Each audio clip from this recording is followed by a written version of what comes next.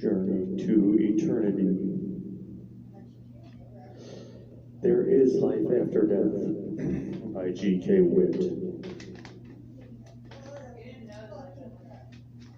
An analogy of mercy. Many years ago, there was a small town whose city council gathered in order to resolve a problem.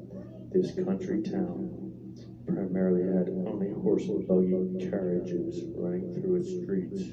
But then a new problem arose. A young man regularly raced through the town on his motorcycle at high speeds.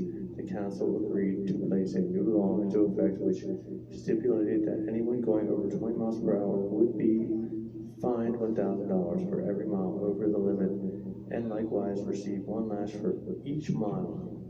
Young man, not knowing the extreme penalties of the law, raced through the streets going 80 miles per hour.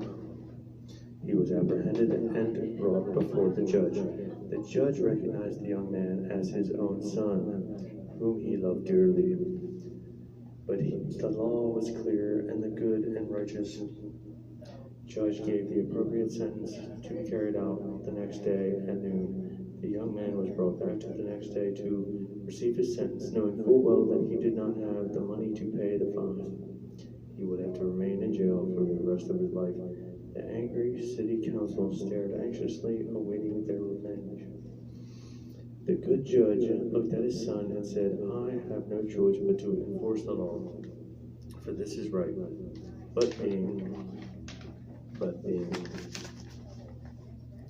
your father as well as the judge of the city, I have chosen to sell all that I have and pay for your fine. And for the 60 lashes, I have chosen to receive those likewise." He stepped down from his bench, took off his robe,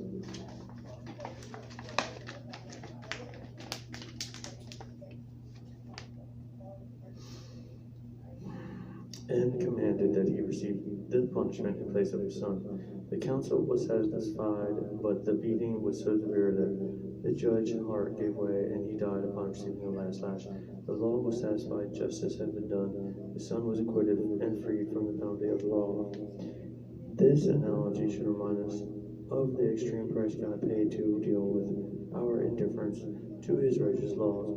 We all know better than to lie, steal, lust, blaspheme, rebel against our parents, and hate, etc., because these laws are written by God in all people's hearts. Isaiah the prophet spoke concerning the high price God paid hundreds of years before Christ came, revealing the immeasurable cost of our redemption. God, being holy and just, must punish sin. If he doesn't, then God is flawed, and they can never be. If God is good and he is, then you and I are in serious trouble unless God intervenes with love and mercy.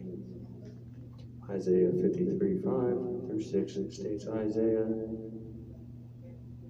53:5-6, "But he was pierced for our transgressions, he was crushed for our iniquities. The punishment that brought us peace was on him, and by his wounds we are healed. We all, like sheep, have gone astray. Each of us has turned to our own way, and the Lord has laid on him the iniquity of us all."